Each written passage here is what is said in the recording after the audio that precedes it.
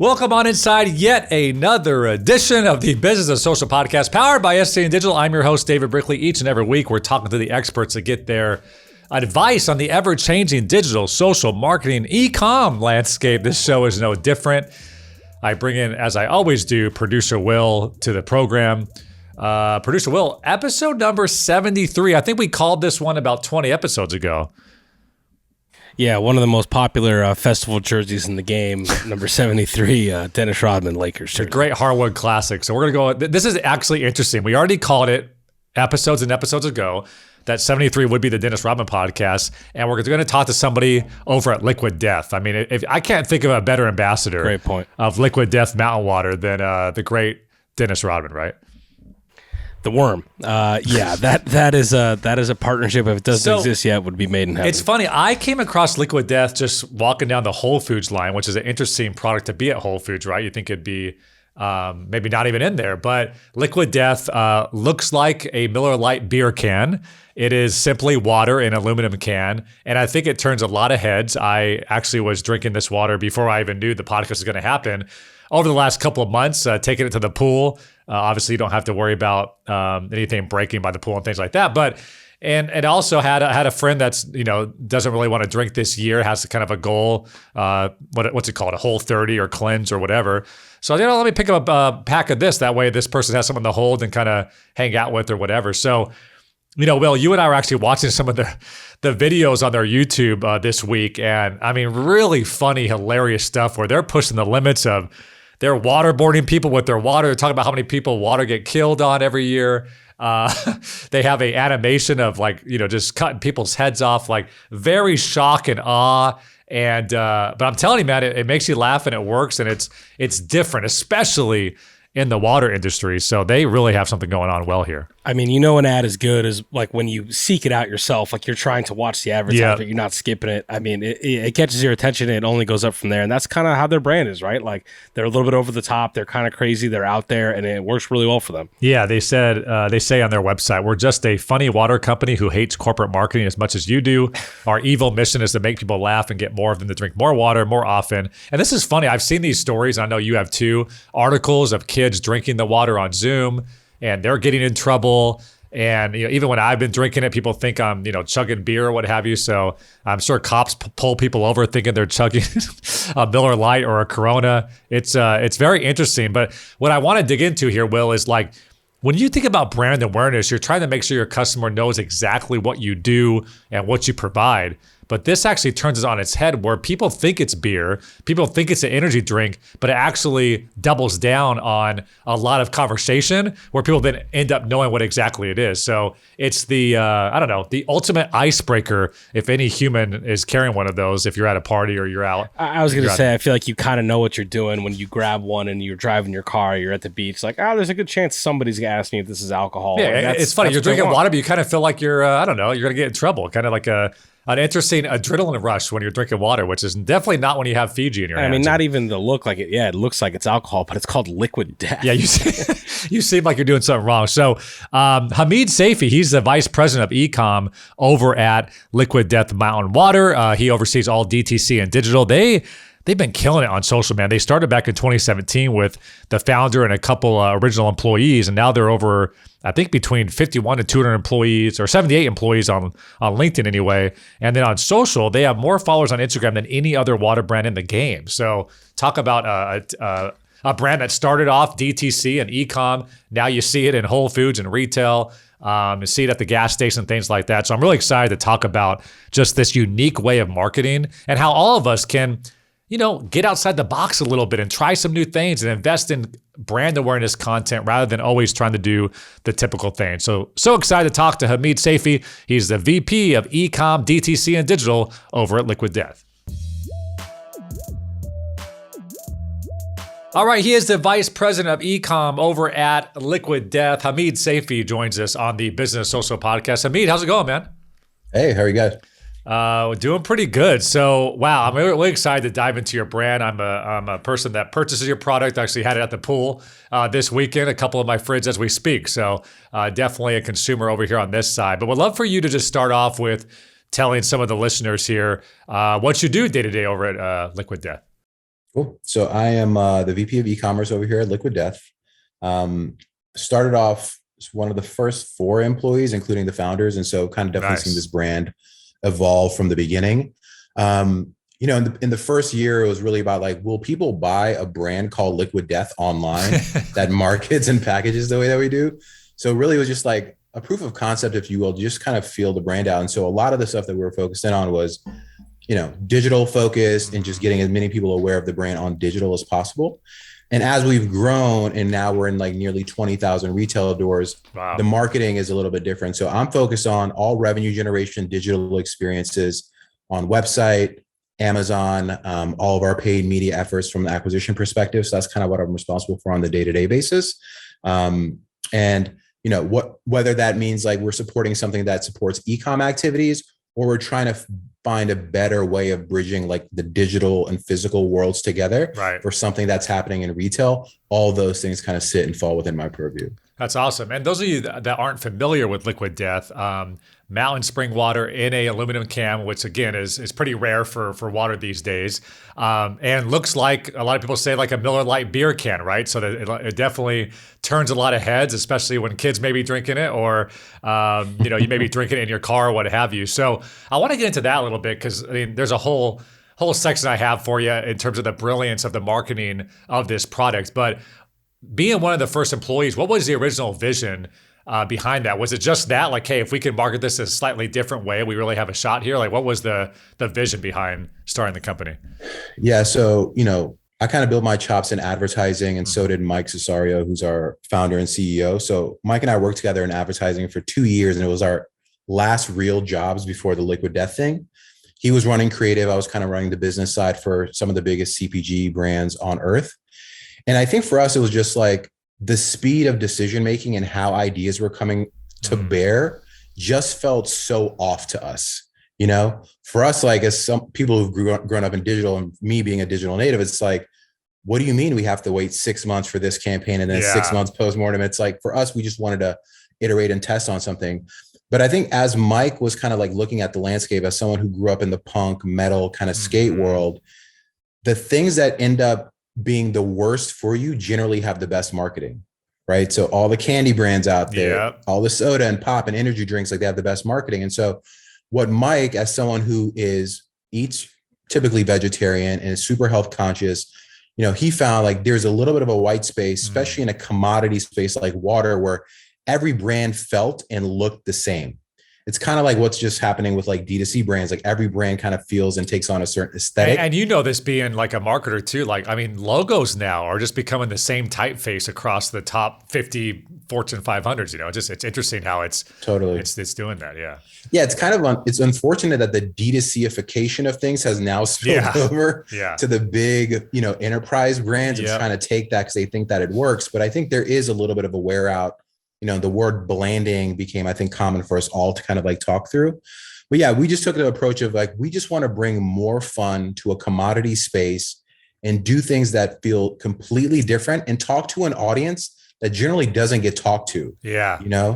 And isn't represented in ads and creative and messaging. And so that's where really the idea started off from. And, people have taken on to it and it's constantly evolving. Like our first cohort of customers were metal, punk, skate people that we targeted to. And now it's like they've become our diehard loyalists. So if someone does talk bad about us in a common thread, like they kind of feast upon them and just devour them. And so we've been able to kind of build little loyalty groups and cohorts as this brand has grown from being a metal brand to now it's like, it's a brand for everyone, from kids to hip hop to EDM. It does not matter. At the end of the day, if you just want to feel better about what you're consuming, and it's not a crappy plastic bottle, and you don't have to have people asking you all the time, like, why are you not drinking? Like, that's another part of kind of what we bring to the table. Liquid Death is the perfect brand for that. No, yeah. And I think what's interesting too about just the water space overall, right, is like, and you guys are about sustainability when it comes to aluminum over plastic, but it's sustainability. It's pure. It's good for you. It's and you guys just like go a completely different direction with that, which maybe even goes back to comedy, when you have a comedian that is saying the thing everybody doesn't usually say, kind of that shock or that awe. I was watching your guys' first spot on YouTube. And essentially, it talks about how many people die from water, and the woman's waterboarding somebody as she's pouring your drink. Like, just that shock and awe. You won't really see that in marketing. And I envision the first 4 employees and the founder at the company too. It's like, you guys seem like a lot of amazing creators and creatives that were probably boxed in your entire career, and now you're able to really, do what works and have some fun with it. Yeah, I think that's totally it. It's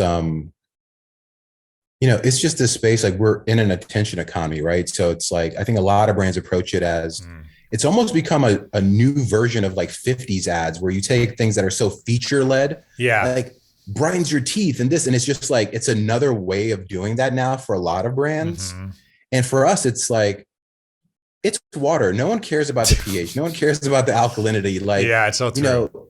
No one really cares. So it's like, for us, we want to have creative and ads, from whether it's a big concept thing to even a Facebook ad, be as entertaining as like a cat video or a feat of strength or a performance thing might be on TikTok. Like, that's how we approach creative, is from the sense of that. And really where we start a lot of ideas is like, what's the dumbest, most insane, crazy thing we could make?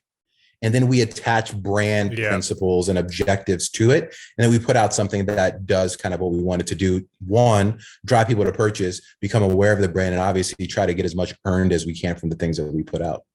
It's funny you say the whole, like, why aren't you drinking thing, which I think is definitely the peer pressure that you get just as an adult as you're growing up. If you don't feel like drinking one Sunday around the pool, it's funny you say that, because one of my buddies is kind of has a goal of not drinking for the year 2021.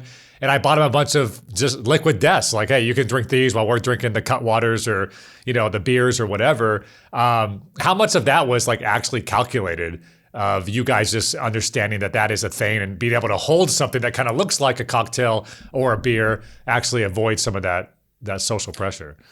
Yeah, I mean, I wish I could say like, a lot of these things were just like masterminded and calculated, but like you stumble upon these insights as people just like interact with the brand. And I think that's what we found very early on, was there's definitely a health segment that wanted to not carry something like a Dasani or an Aquafina or an Essential, whatever. So there's that part of it. The other part is for, we've never positioned against like, this is for sober people or people trying to kick it. But like for people who are in that space, it's like they love it and they have such a connection to the brand. It's like, they're like, I don't feel uncomfortable now being in a social setting. And then when people do ask me for it, I think this is kind of the secret sauce of like Liquid Death. It's a bit of like a social lubricant, right? When people ask like, what is it? And you go, oh, it's water. Like, what? And then that's like a whole 3 to 5 minute icebreaker conversation. 100%. It's an icebreaker. And so it wasn't really purposeful. It just kind of like happened and what we like learned.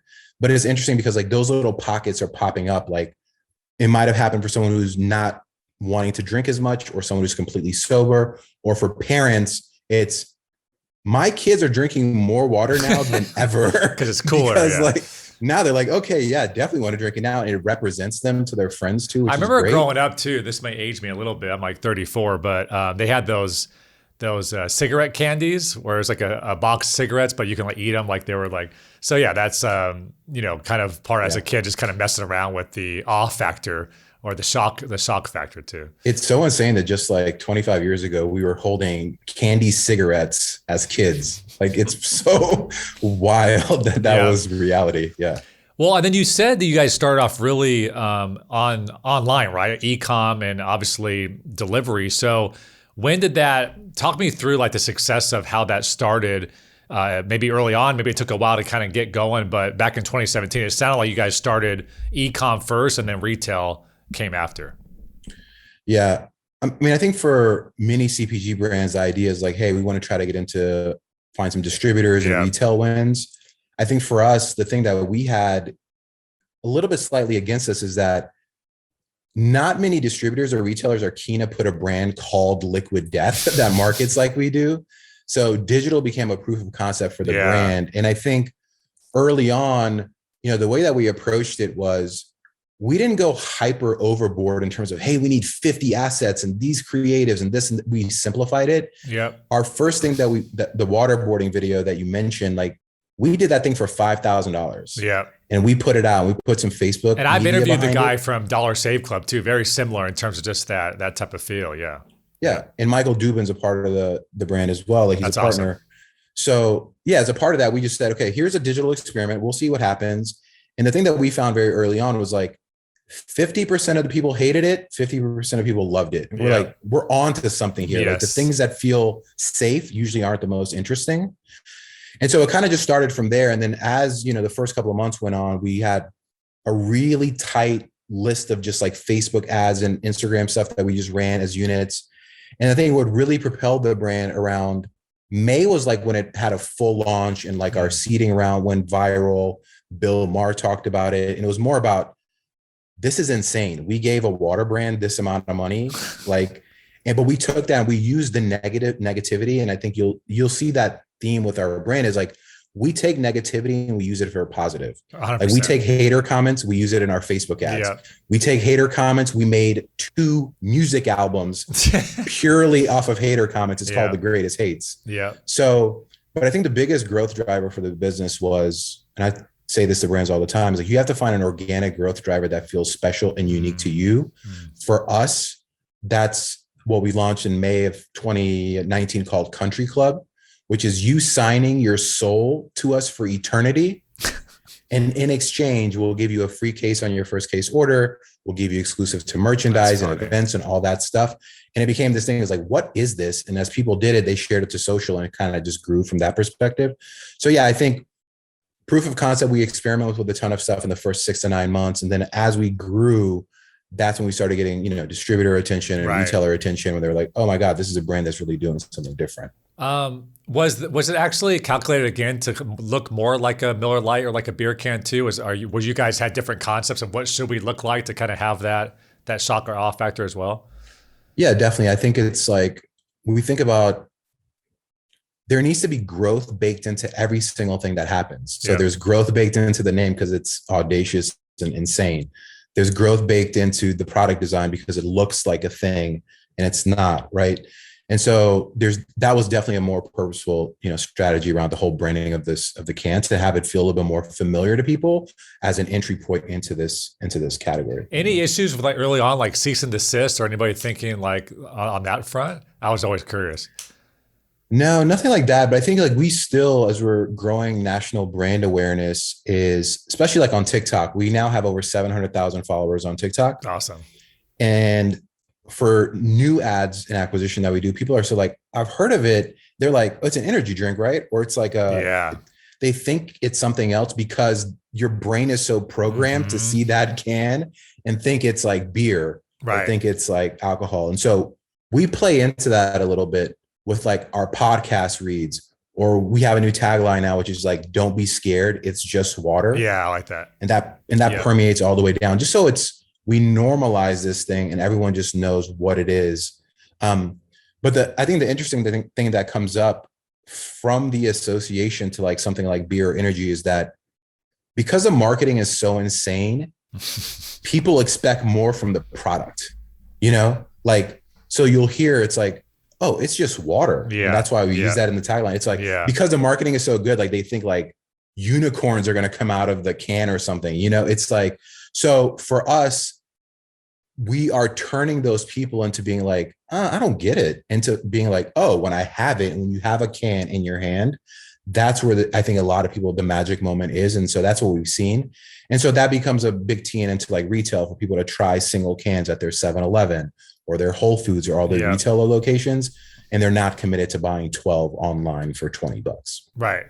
And from a brand awareness standpoint, what interests me so much about this product is, I mean, it kind of reminds me, let's say, The Daily Show with Jon Stewart. You think it's just like a typical news show, but then you tune in and it's like this comedic angle to it. I would assume that the brand awareness here, again, there is that brand confusion, but there's so much word of mouth and talking about it that it actually ends up doubling down on the typical marketing, which is let's make sure people understand our brand from the get.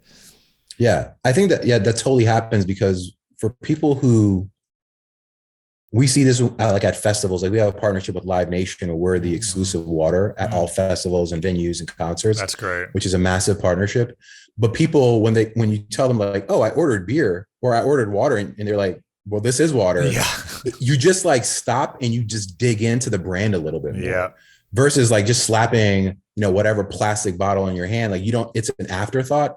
And I think that's, again, going back to like that growth moment, right? It's like when you have it in your hand, you're like, oh, I want to read the can and what it says now. And it's a crazy narrative that we have on our can. So Yeah. it causes people just to investigate a bit further than you would if it was just like a typical D2C brand or a typical water brand.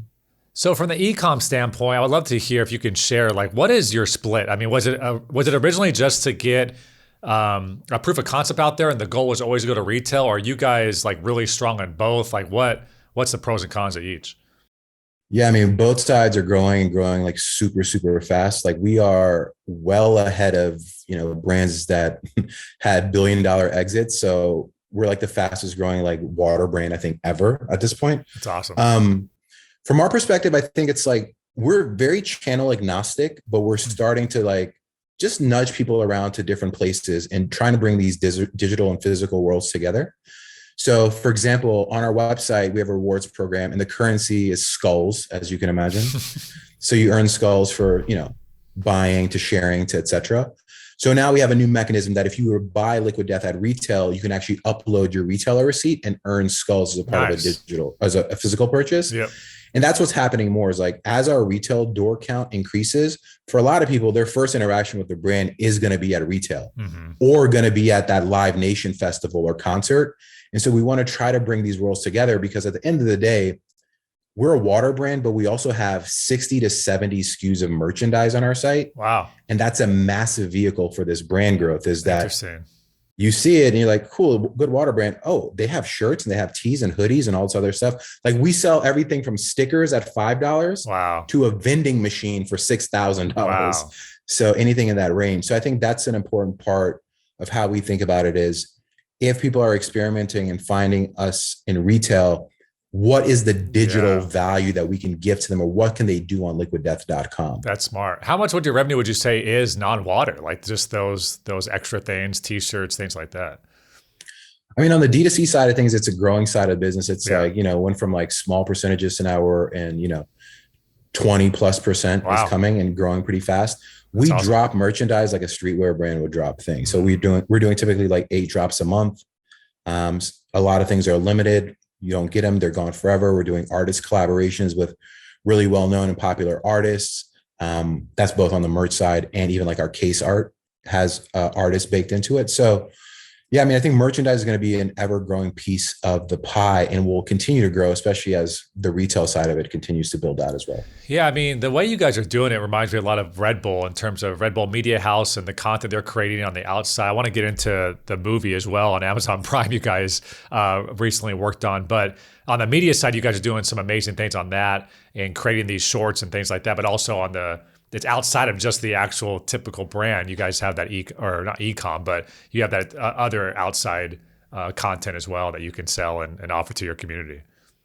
Yeah, I mean, I think I talk to a lot of like early stage brands, and they're like, "Yeah, we're going to create this community and do this thing." It's like I've never been in a place where like you force community on someone, right? It just happens, And I think we've been lucky for us to just happen. And so in that world, we just try to drop nuggets on people that are less always commerce focused, right? Mm-hmm.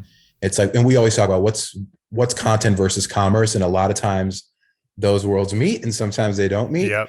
And yeah, we think about, especially on our social strategy and TikTok, it's like, we're in the entertainment business, and that's what we're trying to do. We're just trying to find in fun ways to inject that. And I think that's how this brand has really grown is because we take a mom's comment about how her kid got suspended for drinking Liquid Death and we try to use that in some way, form, or fashion, right? So yeah, content is, I think, the center point of this brand. And a lot of times it's like, if we don't nail that thing first, then it's like, it just doesn't see the light of day for even a more DR focused initiative. I want to talk about your social because I was looking up before the show and you guys have more Instagram followers than Fiji, Smart Water, Voss. I mean, any other water brand in the world. Talk me through how you guys got there, whether it's a strong paid media approach, partnerships, influencers. Like, how are you able in such a short amount of time take on these mammoths in the beverage world? Yeah, we did just become the number one water brand on Instagram. I think it was like in June, past Voss. Saw that. Yeah.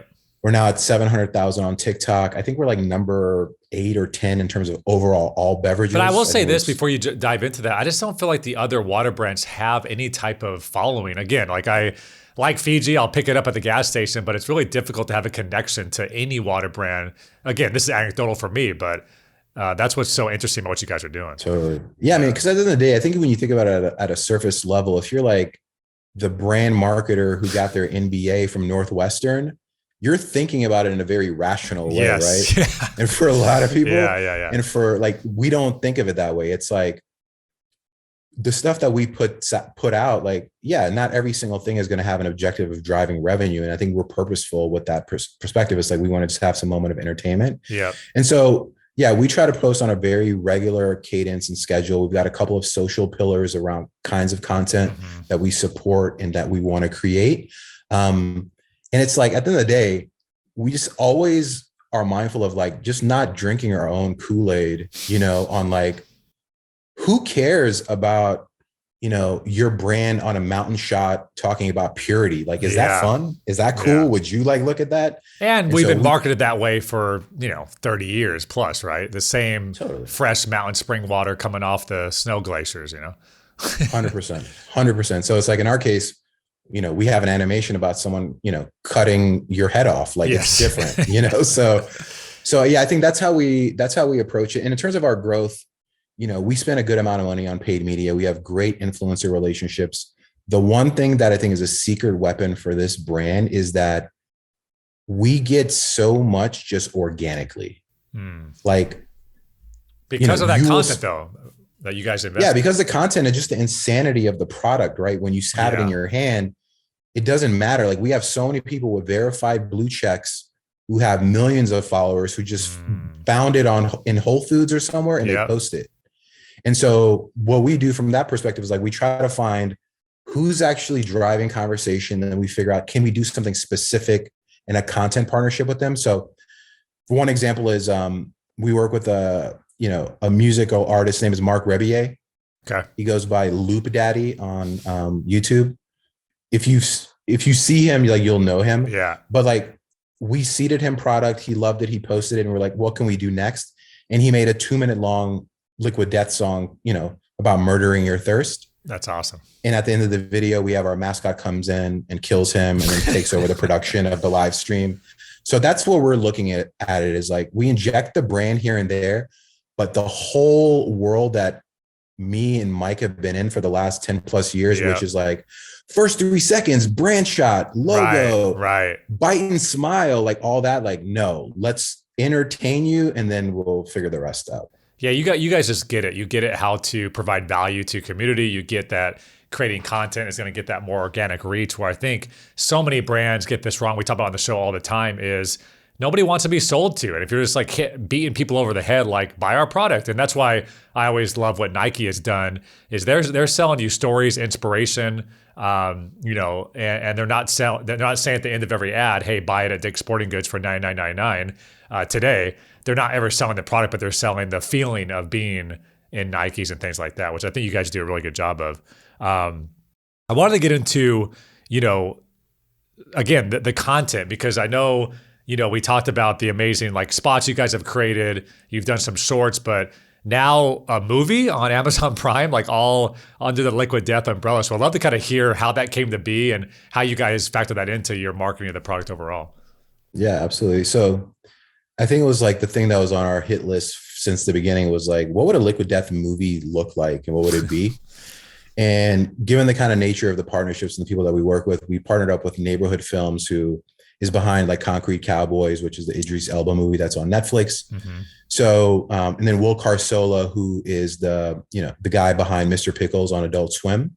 So he's early on, like, did part of our animation, some of our case art as well. And so we just started, just scripting out ideas. Basically, the premise of the movie, it's like a 45-minute long, feature-length movie. It's real. It kind of plays into horror, gore / comedy world, if you will.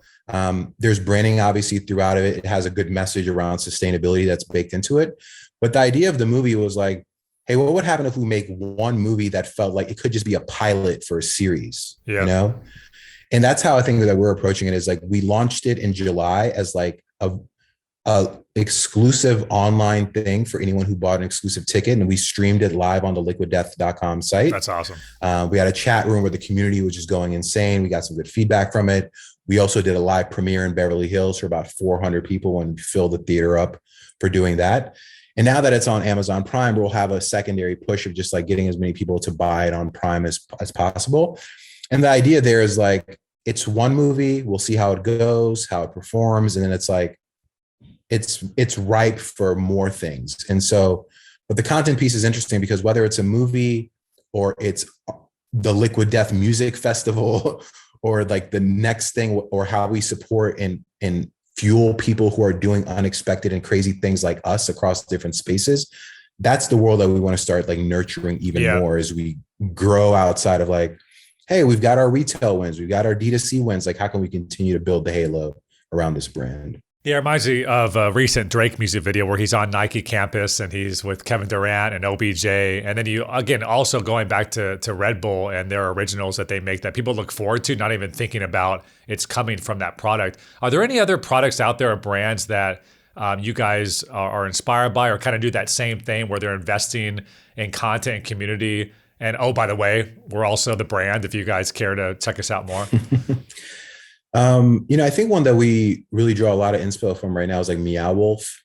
They do a ton of cool stuff with just like, whether it's the store itself or just the content, the kind of stuff that they put out, like definitely look towards them. I think we also are just we draw a lot of inspiration from just like creators, like individual creators and or like meme curator accounts. Yeah. And I think that drives so much of culture right now, right? Just how memes are just currency right now, I think, for the world. Like, if you drop a great meme on your friend, like you are like first mover advantage. Like you are, it's like having the first iPhone now if you find a really cool meme. That's true. So I think we look to that. And then like, for me, I think personally, we're kind of in this world of like, how do we do spectacle in a way that isn't off-putting? Like you can do spectacle for form and a lot of people could just roll their eyes at it. But like Kanye is doing spectacle really well right now for his live streams. Like, and even though people are annoyed because the album still hasn't been released yet, like people love and they're still tuned in, right? Like I'm going to tune into the next one as well. So I think like people like that, where you just take a formula that's been written for so long and even your own formula and being like, how can we flip that and just make a detour off of it? And so that's just an ongoing thing for us. Yeah, I was thinking about the Kanye West stuff. Like, it's frustrating, but it's so brilliant. I mean, the chatter and the tweets and people talking about it. Just, I mean, everybody knows that he has an album now, just based on the frustration of there's no album yet. Totally, and I think that like for a lot of early stage brands, especially on the D2C side, when you're not getting a lot of input and data back and feedback, it becomes like, oh, 5 people said this thing about this feature. We got to figure it out. We got to solve it. We wouldn't be here if we listened to people hating on this brand. Well, it's so funny. I read an article recently that Twitter is only like 10% of the U.S. population as far as people that have an account, and then only 10% of that actually tweets on a normal basis. So you're talking about 1% of the population, 20 people start a hashtag, and you think it's like a microcosm of everybody's feelings. Totally. Yeah, totally. And I think it just takes a little bit of like just focus and vision to be like, all right, we're just going to see this through and before we make a decision on it. Yeah. I would love to hear what's some of the funniest stories that you've heard about your guys' brand. Cause you mentioned, the kid being suspended because he takes it to school, but I'm sure you guys have heard countless amounts of stories that you've either doubled down on marketing or just kind of heard through some of your fans and ambassadors.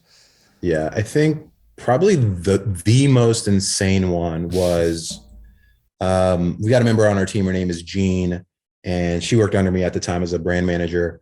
Seeded out product and just sent product to a friend who lived in, I think, Washington. Yep. Product got to the doorstep. This person lived at home with their parents. The parents opened up the package and saw that it was called Liquid Death. And they freaked out and they called the cops. No way. So they called the cops. Cops called firefighters. They came over to investigate what was the substance inside of this case of this black case of whatever they thought it was.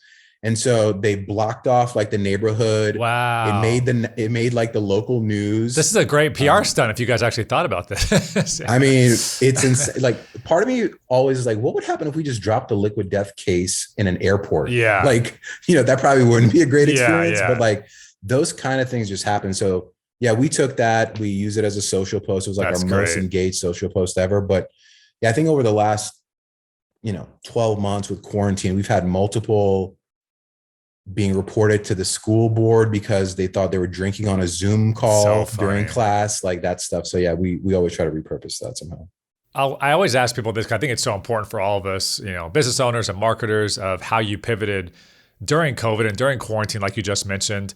I'm assuming you guys went back to your old tricks of just really focusing on e-com, maybe even stronger during those times when retail was kind of out of the picture. I know retail from a grocery store standpoint was always there for you, but less foot traffic. So anything that you guys changed or switched a little bit up during, kind of the height of COVID that has stuck with you now as even, 18 months later?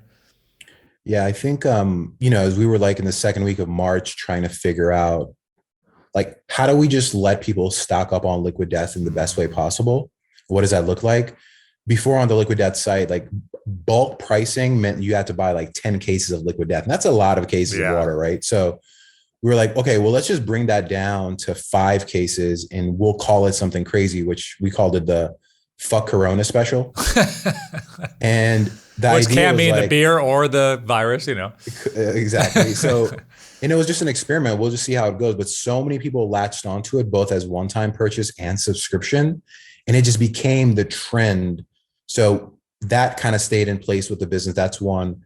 I think two is, early on, as every brand was trying to say like, oh, should we come up with our own hand sanitizer and do our own thing? We had a thriving merch business. So making a mask was just like a no-brainer for us. Oh, interesting.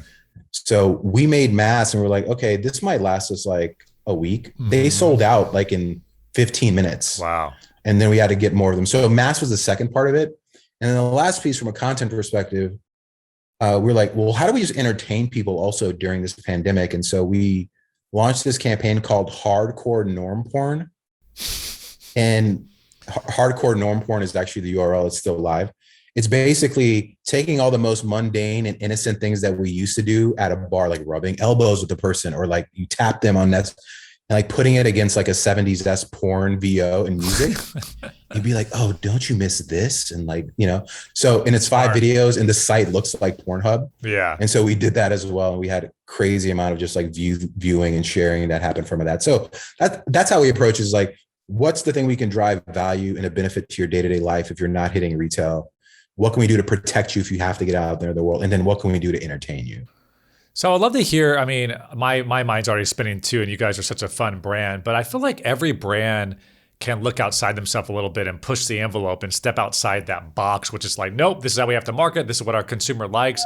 And I guess based on you guys doing it, I know not every brand can cut heads off and waterboard people, but any brand out there, I'm sure, can learn a little bit about the success of what you guys are doing. So if you put your consulting hat on a little bit, again, knowing your history too with more your prototypical brands, what are ways that you think any brand could just like get outside themselves and push the envelope a little bit and become more relatable? I think it's, this is what I would do with my team a lot, was like, we would actually do like improv sessions, which is really just getting you to think outside of like what you're trained and programmed to think. And Liquid Death has been a great experience for me too. Like I've always fashioned myself as being like, okay, a marketer who understood advertising and e-com. And like, I was like, oh, I'm creative. I'm not creative in a room full of creatives. Yeah. Like I'm creative and from a marketing perspective, but like when you're in a room full of creatives, like Mike, our CEO, he's like a creative visionary. Like the things that he thinks about, I would never think about. And so he's helped me retrain my thought. And so when I talk to founders a lot, it's like, you have to step outside of the brand and let someone else tell you what they think it means to them. And that helps you find edges. And once you have edges, then you figure out what you test out. And I think the beauty of where we are digitally is like, we are in a virtual focus group. Yeah. Right? You put a couple of dollars out on paid search or paid social, you'll get feedback on what people are clicking on, what's resonating, how they behave on the site. And I think a lot of brands, it's insane to me, because I've been preaching this since the early 2010s, is like, use it as a virtual focus group, but it's so hard to move big businesses to this direction, and getting into a testing framework for these things that, are not going to always be polished. And you're going to have a little bit of fear with it. But I think getting comfortable with just like being uncomfortable, as cliche as that is just to try and true, I think, for how to approach it. I love that. And then have you guys thought about, again, different beverages, different lines that you guys are, that you can attach to the Liquid Death brand? I'm sure that's been brought up a little bit. Yeah, I mean, we have 2 SKUs right now, still in sparkling. Yeah. There'll be a time where we're going to have some flavors into the mix, and then it's like, what happens next, and where do we go from there? We're very, very focused and calculated in terms of just operationally how we build out SKUs. Yeah. So we had 1 SKU for 14 months, which is our still product, and then we launched sparkling. And so sparkling's black and still is white, right? That's how you guys. That's right. Yep. So yeah, I think that's our approach. We're always going to be very methodical around just like being careful, knowing how much instead of like trying to chase growth, to just know how much is going to tax you operationally and margin wise and all that. And I think we're always trying to find that sweet spot and being mindful of that. Yeah, you look at like Coca-Cola and Dasani is their water brand. It's weird with Liquid Death, like you said, there could be an energy drink line, but then maybe it kind of kills the whole idea of, again, the shock and awe. So maybe you would make that just a different brand or different name altogether. So you almost have to protect like what the brand's all about and how it is, something that people will talk about. Yeah. And I think it's also like, I think we all see we're a fast growing brand. People know about us, but we're also aware that a lot of the US does not know about us. Yeah, no, you got right. Yeah. So expanding and branching out to something before, I think you've had at least a little bit more of like a national awareness and just more penetration at a retail. Like that's, what we're always just cautious of. But yeah, I think there's a world, it's like Liquid Death there's plenty of categories that are ripe for this kind of injection of ideas. What has seemed to be working? I think you probably mentioned already with TikTok, with all the followers you guys have amassed as of late, but what platforms seem to be working the best right now when you look at TikTok, Instagram, Twitter, Facebook, Snap, et cetera? Yeah, I think for us, like right now, we're really bullish on just Instagram and TikTok. Like those are our 2 primary channels. Twitter has become more of like kind of an investor place where a lot of investors chat about Liquid Death. And I think as we build out our social team and they're more like channel specialized, things will change. Like, on YouTube, for example, I think we have like 11,000 subscribers. Like we probably could have 100,000 if we really focus in on. So I think there's channels where I think we're putting investment on, but the way that we think about it is like TikTok has been wonderful for us. It's still wild, wild west in many ways. The discovery engine is like so great. From a paid media perspective, it's super efficient right now.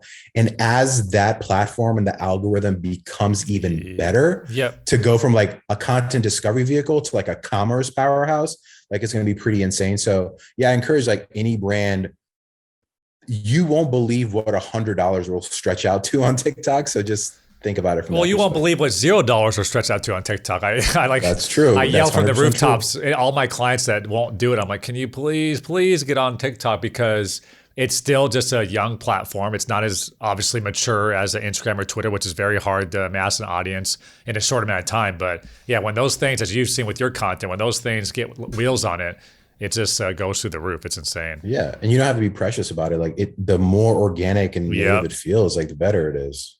Where do you think the undervalued attention is on social or digital for all DTC brands? I hate to say that it's undervalued, but I think it's just looked at maybe the wrong way. Is just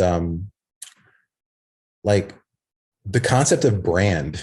And do you really have a brand that people connect with, or is it just very derivative, right? So 3 or 4 years ago, I'm like, man, I'm so tired of another pastel background in a drop shadow in a fake tabletop setting. I was like, I hate this. Like, I hate the Casper, the whatever, red antler approach to D2C that every brand tried to take on.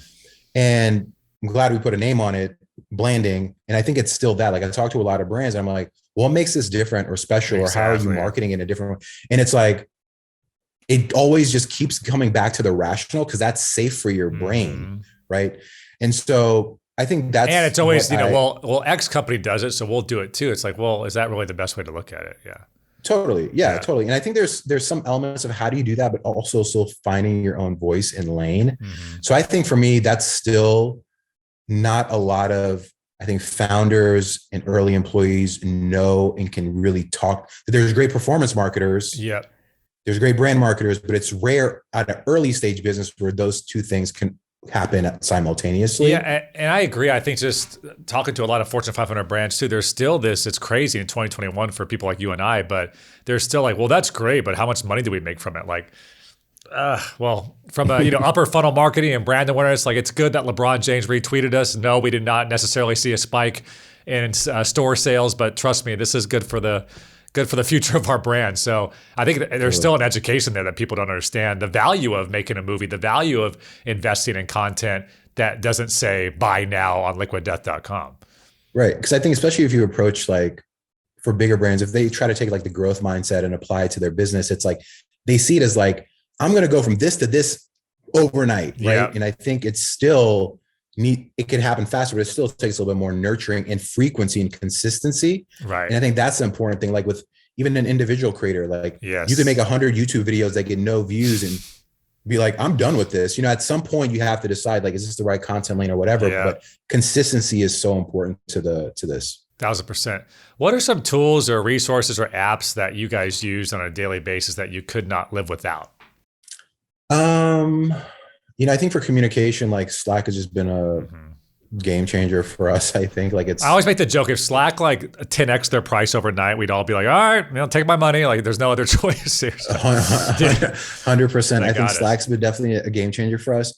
I think for more like the tactical day-to-day side of things, like we really get a lot of value from like our LTV platform that we use called Lifetimely, which I'll give a little plug for them. They've been really, really good as we evaluate, our retention and loyalty side of the business, as we think about and rethink about what do discounts mean for Liquid Death and what are they driving as we test out different sources and different channels. It's been really kind of a game changer for us too. And then how are you guys measuring success, ROI on digital specifically? I know there's so many different metrics you can look at, but are there certain things that you're tracking on a daily basis that your top three metrics that you're looking at a little bit more than the others? I think for us, like we've post iOS 14, like we've distilled it down to just like, a marketing efficiency rating, like a lot of brands do. Yeah. Total spend, total dollars out. We then also look at just like new customer counts and how that grows commensurate with like spend increases that we're putting across the board. So I think that's another piece of it. And then we're also looking at from our side, because we have retail, is like what's happening in retail as well. Because we know that $1 spent on Instagram for now is not just $1 for D2C business, right? And so we at this stage, and we've just hired our first VP of Business Insights, are trying to bring this world together so we can understand what does $1 mean across the entire channel. Yeah, you want to see a spike in store sales after you do a campaign, right? 100%. Yeah. And the thing that we see is like we invested pretty heavily in podcasts starting in February, and as we invested in podcasts, our retail store sales went up. So to D2C, so it's like people at the end of the day are going to buy and shop wherever they want. Yeah. But understanding and knowing the true impact of those dollars, I think that's like the next step for us. And every time I say that, and everyone that I talk to, they're like, I'm like, oh, you guys have figured it out yet? And they're like, no, we still don't know. Yeah. It's like, what you mean? You're like 10 times our size. Like, how have you not figured it out? It's tough. It's hard. It's really, really hard. And so anecdotally, I think we kind of get a feel for it, but we just want to try to bring a little more science to it. Absolutely. Especially when you start on the Ecomm side, like you just expect like, oh, I'm going to know every number and every metric. Like, no, not when it's more on the traditional retail side. Exactly.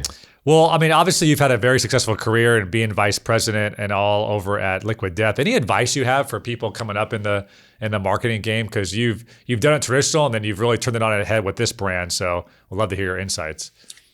Yeah, I mean, I think the best thing that I could have done, like I did not get an MBA by any means, but I started and tinkered around with like my own startup businesses early on, like fresh out of college and even during college. I would say that's probably the best education for anyone is if you want to get into the space, like you kind of have to do it for yourself a little bit to just know and learn all the mechanisms, right? So like I went to school for marketing and management. And I knew a lot about organizational behavior and theory, but like it wasn't until the first customer of my own was complaining about something like, holy crap, I need to figure out customer service in a better way, or like operationally or logistics. So I think especially for like D2C and marketers who are trying to get into the space, you have to know how all these different things work. So create your own Shopify thing, drop ship some business, do something where you can just learn how this all kind of works together. It's funny you say that because I think even at my company, all the vice presidents almost have that entrepreneur mindset because they're like, I see a hole here. Let me fix this. Let me try that. Let me adjust, evolve. And I think that's such a great point for people to to dig in, roll your sleeves up, and you'll be able to be that much better as a marketer or as a professional. So, well, Matt, I really appreciate the insight and everything you guys are doing over there. Just very inspiring stuff. And again, it's always nice. I saw some of your content. I'm like, man, I wish our clients would let us do more stuff like this because it's so fun, it's so funny, and so different, right, than maybe your typical stuff. So thanks so much for the time, man, and dropping all the knowledge. Yeah, appreciate your time. And if anyone wants to reach out, feel free to find me on LinkedIn for any questions. But thank you. Awesome. Thanks, Hamid.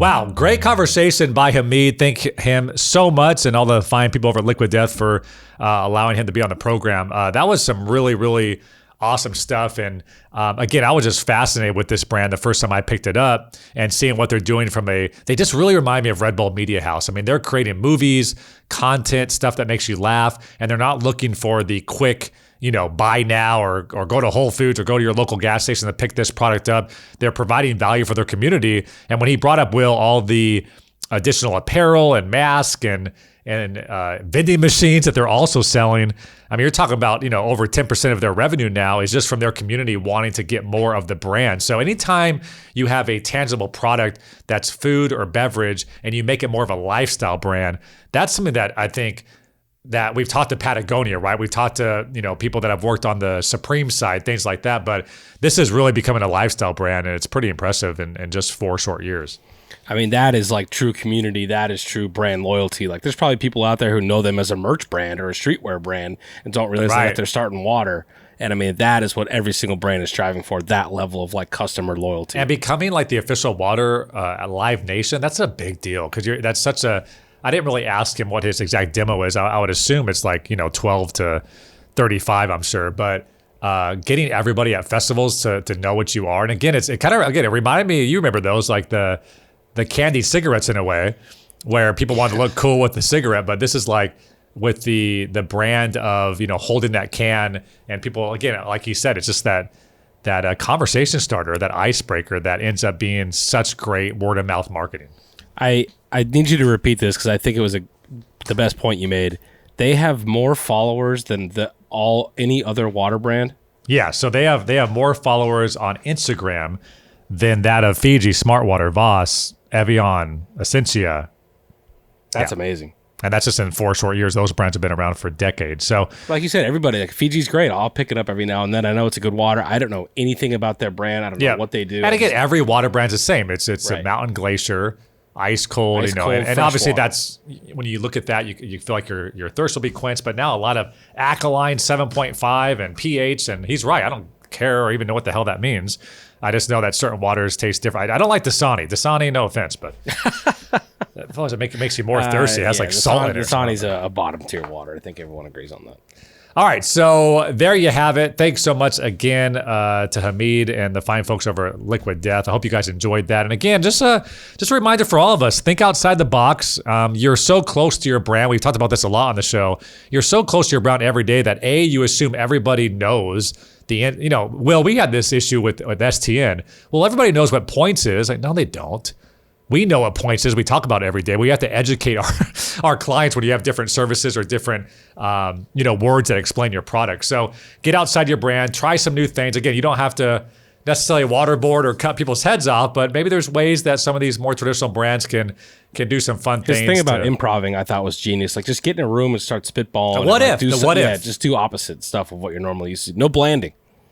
Yeah, exactly. So no blanding. I love that. All right. So thank you so much, as always, to producer Will and David Furker for all their help setting up and producing the show. I want to thank you for listening. Make sure to go to iTunes and rate us 5 stars. We're on Spotify. We're on YouTube. We're on all the places you need to listen to some good content. All right. This has been yet another edition of the Business Social Podcast. My name is David Brickley. It's all been powered by STN Digital.